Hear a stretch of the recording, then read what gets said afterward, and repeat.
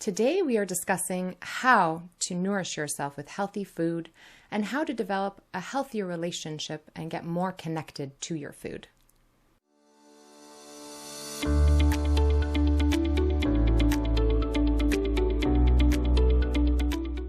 Before we start discussing how to nourish ourselves with and yourself with healthy food, we're going to just review the why.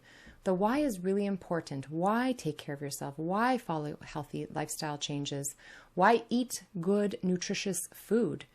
We want to get motivated. We have to understand our why. So what is your why? If you don't know your why, we want you to rediscover it and even think about it as you go through this. Understand what is your motivation to take care of you. And we review this in episodes 1 and 2. And I think that the most important reason for my why is living a long, healthy life. I want to drop off right at the end, having had a good quality, healthy life. But I have many more whys than if you review number 1 and 2. But what would you say is your biggest why? Well, that is my number one motivation because my whole life I've always wanted to live till I was at least 100. So I don't want to be in a wheelchair. I don't want anybody taking care of me. I don't want to, I want to be fully conscious and mindful and vital and vibrant. So I know that it's important to feed myself properly. Because if I don't, eating like chips and salsa all the time for 70 years plus, I don't think that's gonna get me far. It's not gonna nourish me enough, right? So we do want to be more mindful, and that's what motivates me. And but you may have to discover your own personal why, which may be different. Yes, indeed. So I think that you bring up the whole mindful word, which is super important because some people don't even know what does it even mean to be mindful?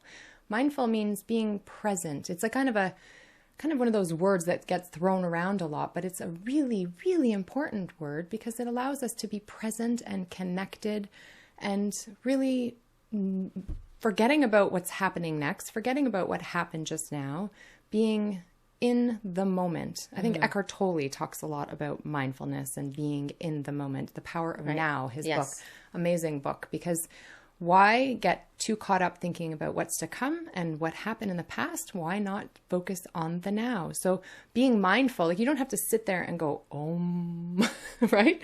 You can bring mindfulness through the activities of daily living. So food is one way we can be more mindful. I love that because this is exactly what I speak to every single day in practice because, everybody thinks, and you know what, this is a great buzzword right now anyway, right? Yeah. Because it's like, everybody needs to meditate, and we know through research meditation is really good for you.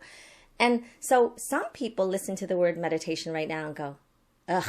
Right. It's a little bit of a turnoff, it's like to meditate because it's so hard and I'm not going to sit there and meditate for half an hour a day, but you don't have to do that. This is the fun part of understanding what it means to be mindful. And I love the book, Peace is Every Step by Eckhart Tolle because actually, no, it's not Eckhart Tolle. Sorry. It's Thich Nhat Hanh. And he's so amazing in that he discusses how you can even just be present washing dishes, just smell the smells of the suds and feel the soap on your hands and just be present. Instead of being angry about doing the dishes, be mindful. You can practice meditation while you are doing the dishes. Oh my gosh, I totally remember that in the book. Do you? Yes. Yeah, right? And I love that. And it also reminds, and we all can do this, right? And I remember, Randy Lewis, who is a PhD physician who turned into an acupuncturist, Chinese medicine practitioner. And she was saying she had such a busy practice.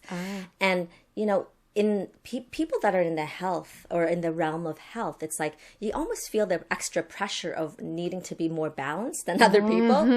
And it's like when you're working really hard, sometimes it's difficult to achieve that balance. But what we say is, balance may be in like a snippet of time. So she was expressing how she had like 2 minutes between a patient and she just did mindful eating of an orange. Right. So she literally would peel it and smell it and keep your eyes closed. I'm going to close my eyes.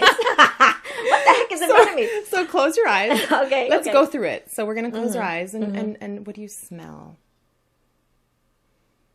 Well, I definitely smell an aroma. A little sweet, a little. So we're going to go through our five senses. Okay. So what are our five senses? So we're looking at, through our sight. So seeing. Except we're going to wait to the end for you to open Okay, up I'm your not allowed to eyes to open. discover what's... Hearing. Yes, so you can hear when you're taking a bite from it. So why don't we start with... Yes. Oh, am I allowed to take a bite Yes, already? you are. Oh my gosh. Okay. I can't see though. So guys. right. So take a bite okay. and then go through the smell and the taste and the sound of the crunch, right? So I think Juicy. it's just really important. And what we often do is we kind of we shovel our food. We don't spend the time to even process the signals of the food going to our stomach and being acknowledging all the senses. So this is one way you can use mindfulness as part of your day, just as you're eating. Instead of eating in front of your desk, instead of eating on the fly, you can actually put your fork down between bites and just really chew and smell and taste and touch and feel. So you felt it, you smelled it, and now you taste And it and you're listening to it as you're crunching it. So just, and then you open your eyes and you see, and I'm sure you know that it was a pear. It is a pear. And it's delicious. And it's organic. And so it's so organic that, it doesn't look perfect. For those of you that are actually watching it through video, or you can come back to it. If you're listening, you can just go on to the video. But sometimes the looks doesn't actually really tell you how it really is. Like it's so nourishing because this is so sweet and so juicy. Succulent. Yeah. I think it's also important to look at food as something that if it can go bad and rot, not that that's rotten, but if it can go, I like to say to patients, if a food can go rotten or moldy pretty quickly, that's going to bring you vitality because you're eating something that can go bad quick. That means that mold likes it, and then your body will like it. Well, it's alive. So it's That's alive. the point, exactly. right? The more alive. Yeah. So you're bringing a very good point. So I don't know about you guys, but if you go to the grocery store, wherever you live, oftentimes you can find anything from anywhere in this world. Right. Right. And it's like, and I think of it as, yes, so fantastic that we have access. And then simultaneously, I think of nutritionally, it's like, how good really is it? How much nutrition is in there when they have to either fly it or ship it via a boat and for I don't know how long. So they have to get things that's unripe. So let's say this pear, if it's, from wherever it's from, and they have to truck ripen it, really. Right. They take it out of the earth before it's ready. So they're not getting all the nutritional content that it would be otherwise there when you pick it fresh off the tree when it's ripe. Right. So it's so important to consider that when you eat too. Where you're getting your food, what it's doing, and being aware of all of your senses. And I think eating healthy really does require a mindset shift. Agreed. And reconnection. So there's a lot of disconnect that happens when you're making healthy food choices or less healthy food choices, right? So even in the workplace, COVID times, after a sporting event, what happens, like I just remember being in a sporting events back in the day but pre-COVID, and you go for a soccer game and you end up going for beer and wings after, or hamburger and fries, and you've just exercised and feel really good, but then you're not necessarily feeding your body with healthy, nutritious food. Oh my gosh. Like what do people do? Like you go, let's say you have a baseball team and you finish your baseball game, you're like, oh, feeling good. I've been doing some exercise. And then you go to the pub with the gang. And then you have like your draft beer, chicken wings, what else? Nachos. I don't know. I don't really know, to be honest. I mean, I would watch people eat. And I was the health fanatic that would just sit there and say, okay, am I being really uncool right now by having the salad and chicken? And maybe I'll have a little sweet potato fries off someone else's plate just to have some balance. But I've always kind of tried to eat mindfully and feel like just nourish my body after a sporting event. But yeah, like it's just that recognizing the disconnect, no judgment. I'm not saying I wouldn't eat the burger and fries, but I think it's trying to have that 80-20 kind of flexibility. It's really important, right? To have the flexibility of 80% of the time being as healthy as you can with your food choices, and then 20% of the time being flexible. Right. And having that leeway without guilt, without shame, and as a way to connect with, well, I don't like it as a way to connect with people.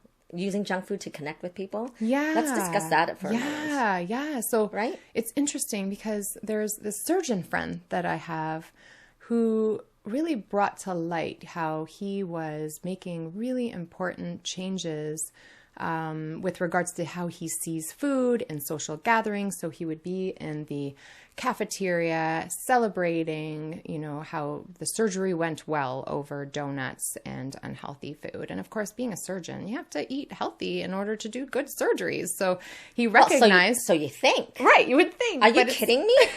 I'm just going to say it right here. Right. I had a patient that was a heart surgeon, not even a word of a lie. And he was coming in to just treat his low back pain or something. But I'll tell you, he was, his BMI was high. He had high blood pressure. He smoked 3 packs of cigarettes a day. Right. And he drank like a fish. Wow. So, to me, it's like, yes, so he should. Yeah. And he sees heart disease. Or he could. I hate the word could. should, so I shouldn't say right. hate either. But no. But it's, the word could. You could be, but sometimes it's just being disconnected and not recognizing. Exactly. Right? So it's not bad or wrong, but, for him, it was his outlet. It was like, okay, this is my treat. Yes. Because my stressful job is just, it's a reward. That's exactly it. Yeah. So the surgeon friend of mine was saying, it was either a celebration of food over unhealthy food because they just seen a successful surgery, or it was, a gathering over a death of a patient, or perhaps it was just a meeting. Just meeting over food. And unfortunately, the food choices weren't ideal. There was donuts or French fries and burgers or sandwiches, lots of flour. So once he recognized that and he cut that all out and made the healthiest choices and encouraged, salads to be brought in and chicken and fish and maybe healthier takeout like mucho burrito and freshie. So like healthy food choices coming in. His sport got better because he's a runner and he dropped 10 pounds and he was feeling so much more vital. Right. So just making the conscious choice and then actually having that rippling effect on his staff. Right. Then, right. Yes. So connecting over healthy food with those and, other staff members. Right. So just making that transition. Mm-hmm. So meaning then he connected with that and then he was the person who made the choice of getting different foods? That he would consciously make the choices of the healthy foods after recognizing it. But there wasn't a rippling effect. But it would be great if you could do that in your cafeterias and over your staff meetings, and but even at home, yes, at home too. Sure. A patient of mine was telling me, my mother, she shows her love through baked goods. So anytime I go over there, that's what she does. She gives me cake and muffins and all that stuff. And how do you say no to that? Right? They're sharing food through love. So can we redirect and just say, "Oh, thank you so much."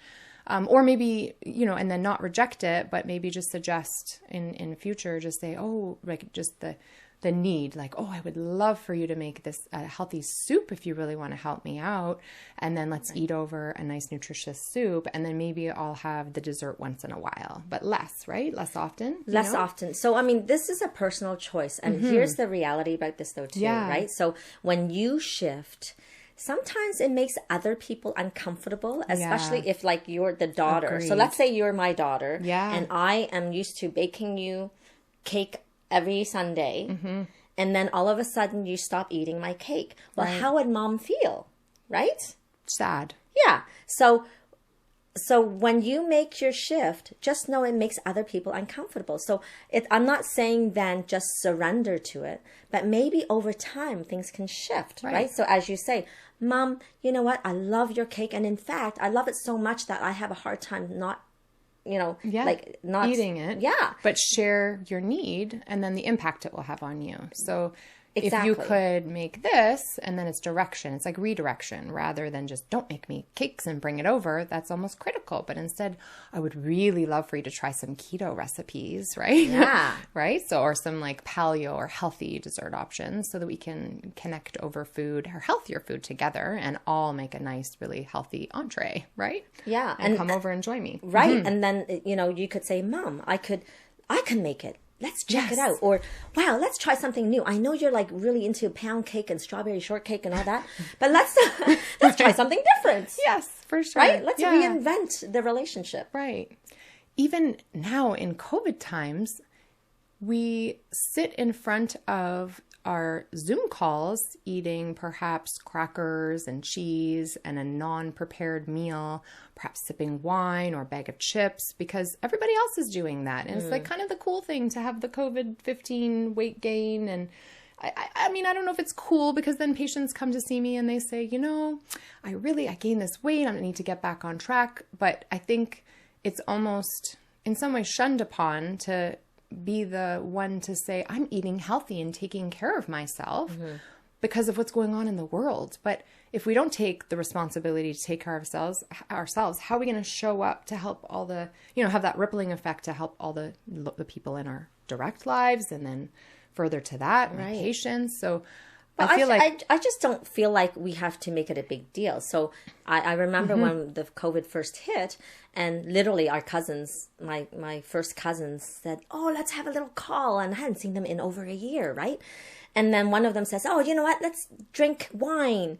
And so I don't drink because I have this I have an allergy to drinking as I drink. So if you look at deficiency, yeah, I do. So what happens is. I'll start drinking, I'll have a couple of sips, and within 30 minutes, I'll have a headache, right? Okay. So some people will have their hangovers the next day, but I get it during. So to me, I'm like, there's no way, Jose. Right. Right? So why would I suffer? Right. But people don't normally have that. So how do you stop yourself when, your cousins are drinking wine and there's almost a peer pressure? It's like, okay, let's drink now. And then they gravitate automatically to the chocolates and the chips and all this stuff that are not necessarily the best healthy choices. We're just kind of bouncing back to how we would be in cafeterias, right? Yeah. Gathering over unhealthy food or pubs. Yeah. Yes.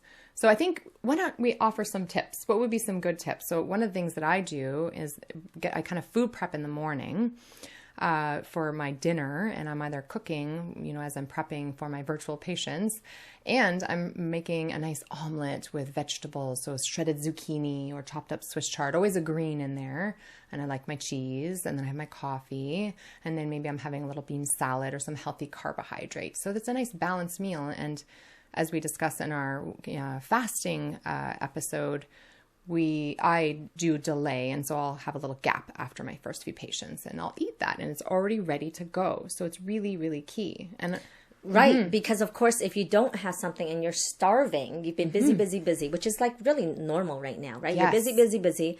By the time you're hungry, you're like, oh, grab what is there available, because I don't have time to make anything. So really, food prepping is key. It's so key. Or having really nutritious little snacks. Did you bring a snack? I did. You need to plan ahead, and I love Good Fats bars. Okay, I've never seen this before, so I'm gonna have a little look-see.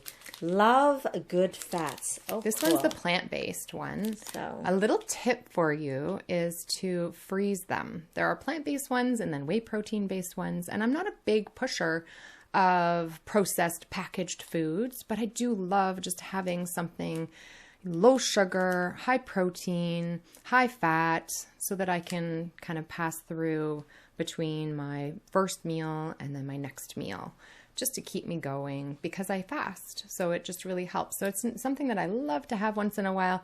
And whey protein and I don't mix. So I always go for the vegan ones, but the whey proteins are delicious. Those ones. So these ones are vegan? Yes. Okay. And so how much sugar is in this? 2 Because grams. we did an episode. Okay, awesome. So we talked about sugar and how one should have 26 grams per day as an adult? Yeah, max 25 for adults and max 15 for children. And that doesn't take much in a day. So oftentimes I find, no offense, but a lot of people will think that, oh, I'm getting this great protein bar, and then I look at it, it's like, oh my gosh, there's 20 grams of sugar in it or something insane, right? Yeah. Maybe 9. Okay, I'm exaggerating. So you really have to research if you are going to have something processed and packaged, although I try to get away from it. Yeah. If you're going to go for something, it has to be something that's low sugar, healthy protein amount, and healthy fat quantity. So that's a good example. There are lots of healthy bars out there, but I just love Good Fats. Right. And then, of course, for me, I literally just buy nuts and I eat nuts themselves. Yes, and a fruit or and cheese. Fruit, exactly. And cheese crackers instead of, wheat crackers or rice crackers. I'll eat wisps or moon cheese crackers. I just love that. And I think it's just really important to plan ahead, because if you don't plan ahead, just like in fasting, like let's say, for example, and I think you were telling me the other day that you're like, I'm implementing fasting since our fasting episode, and you've been doing it before a little bit prior to that. But then if you fast, let's say till noon, and then you don't have time and you haven't prepped, then you're pulling a 24-hour fast. And if that's not your intention, then you're getting... Right? Yeah, horrible. Yeah. Like yeah. This happened? is actually what happened, right? Yeah. So since the fasting episode, actually, while you're watching or hearing this, you can go back, because we also did one for sugar. And so you can check that out. But when it came to the fasting one, I thought, oh, let's check that out. And one day I knew I had a crazy, crazy busy day. And I don't know what I was thinking, because I'm like, okay, I'm going to not eat till 11. But the truth was, I had like a patience, Slammed back to back, and I wouldn't be able to eat at 1. So really, the smart thing to do would have been to eat before that 11 o'clock. Yes. Right? To prep for the crazy, time that I would not be eating, because I was so busy. Yeah. But so we have to do it mindfully, as you mentioned, and right? Plan ahead. And plan ahead to do it appropriately, because I ended up getting like a massive headache, which I never get. Right. And know that fasting isn't for everyone, right? Understand that too. It's really important. Something we didn't really, we really promoted fasting on our fasting discussion episode, because it's so healthy for many people. And you can do long fasts if you're in a situation where your body weight is categorized as obese, for example. Dr. Jason Fung is amazing at discussing longer fasts in his obesity code book, if you're interested in more. But it's also important to know that if you're pregnant, or if you have hypothalamic amenorrhea, which means you don't have a period because your weight is too low, perhaps you're a woman who's under 130 pounds and you're at risk for osteoporosis. There's so many situations where fasting is not appropriate. Not appropriate. Yeah, so postpartum, right? Or depending on the woman. Yes, depending on the woman, pre-pregnancy. Well, pre-pregnancy can be really helpful if you have polycystic ovaries and you're overweight. But if you're a woman with PCOS who isn't overweight, it may not be the thing for you. Or perhaps you're a slim woman who is, has short menstrual cycles and you're trying to gain weight, for example, right? Like you're trying to put on a healthy fat. Fasting is not for you. No. So it's finding the right advice from the right healthcare practitioner and finding your vibe, finding what works for you. Yes. And so in Chinese medicine perspective, so there's different body types as well. So if a person is more what we call yin deficiency, so if you're a person that is slim and dry and like hot and right, all that, it's like totally not appropriate. No. Absolutely. So I'm glad that you're bringing this up, because I don't want it to have a skewed perspective from our last episode with regards to fasting. Yeah. So it's planning ahead, knowing your why, and having really good solutions around connecting through healthy foods socially at an individual level, being more mindful. And then how do you stay satisfied, right? Because that's really important. Another how is like, how do you stay satisfied with your food? Because if you are eating mindfully, you're going to be more satisfied because you're processing your food. It takes time to register the food going to your stomach and stretching your belly. If you shovel food, you're not going to stay satisfied. Right. First of all, you're maybe over-satisfied because your stomach is uncomfortable. So because you're shoving the food in, and which happens a lot, especially if you sit in front of the computer or TV, and you don't even on TV unconsciously eating, and you just don't even know how much food you're shoveling, so you're not even satiated because you're not even tasting. I was going to say, it doesn't even taste good when you do that, right? You're just like shovel, shovel, shovel. So I think it's really, really important to just spend the time, be mindful so that you can be satisfied. Also getting sufficient protein and having well-balanced meals. So if you are just having a carb-rich meal, so carbohydrates, complex carbs, like a plate of, let's say it's even a healthy one, brown rice only, and maybe some vegetables, that may work for you, but it would be nice to add some protein to that. So some fish or chicken, or perhaps mix it with beans if you want to be vegetarian, or tofu. So it's like making sure that your meals have sufficient protein. That will definitely satisfy you. And if you're wanting a treat, it's okay to have the treat, but eat the meal first, and then you'll just eat less of the treat and feel better after, because let's be honest, if you eat a treat and you haven't had a meal, you want more of that treat. Or at least that's how I'm wired. I'm like, I want more. And then I feel sick. That's Right? I was going to go, because sometimes like you want the treat first and then you eat the treat and then you feel yucky. Yeah. And then you don't even want to eat your healthy meal because your tummy's all bloated, right? Right.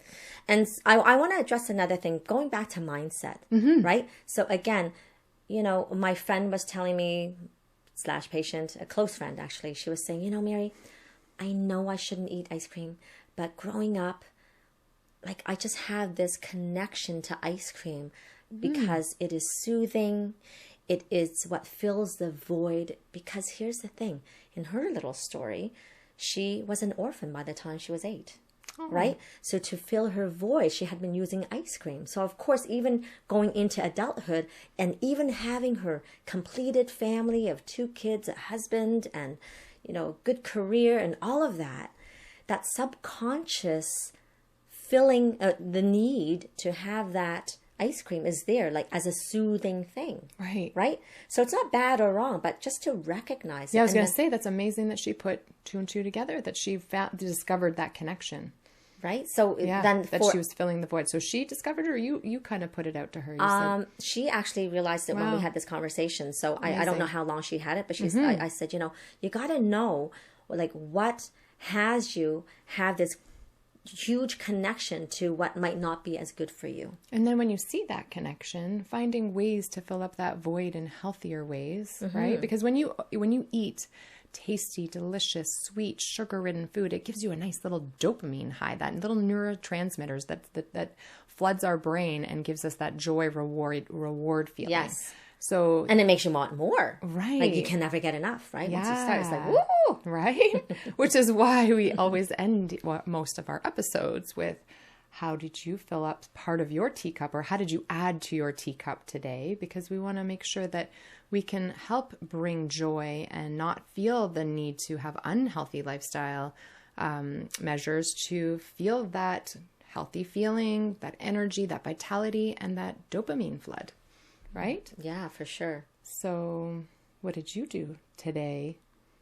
Well, you know, I didn't even think about that. Oh, let me share then. Okay, let's have you share, and I'll think. I listened to this song by Xavier Rudd, which I really enjoy because, you know, let's be honest, COVID times aren't always that easy. It's like figuring out what's next. And again, I'm trying to always be very mindful.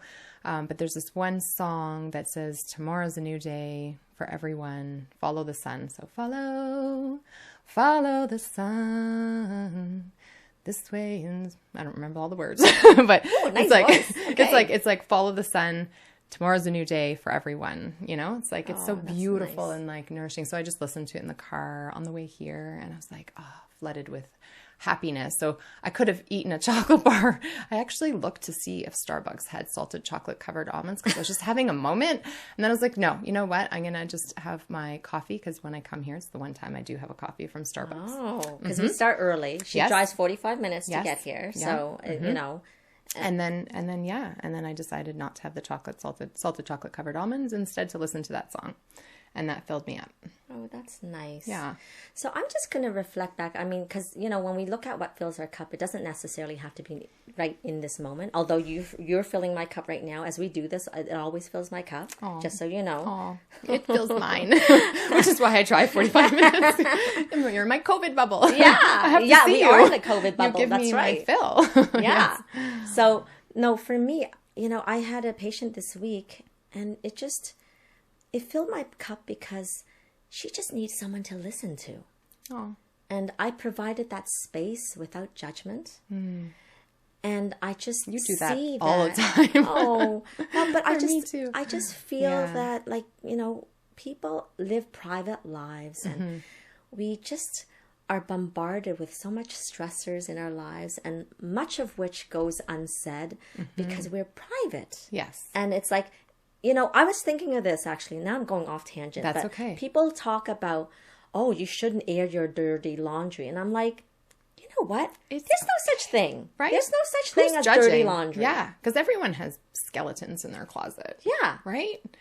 So I'm like, no, you can, thank you. And I feel so honored. So if you watch this, I'm not going to say who it is, but I just feel so blessed and honored that you trust me enough to share your deepest, darkest stuff in your soul. And it's so necessary for you to, get it out of your system. Right. And thank you. Yeah. To all our patients too, who feel comfortable enough to share, and then understanding that when we listen, that actually raises your dopamine, but also feeling that you feel comfortable to share with us raises our dopamine as healthcare practitioners, right? So Totally. it's, Gives us purpose. I love it. Exactly. We feel purpose. valued. So we are happy to help you. So thank you. We'll see you guys real soon. Thank you.